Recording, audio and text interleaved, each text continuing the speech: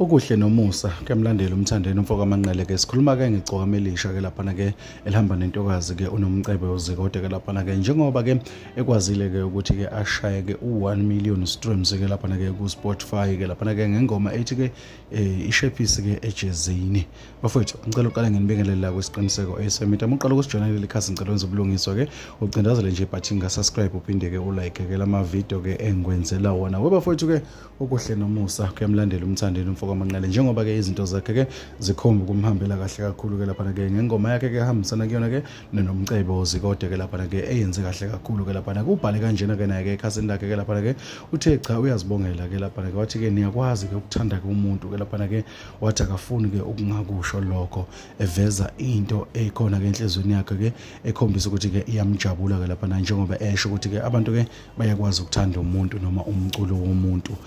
bafowethu asike simbongeleni nje umthandeni njengoba ke ebenobuhlakali obujulile ke waba incitha buchopho wahlala phansi ke wadlala amadayisi akhe wakhipha ikhombo ehambisanayo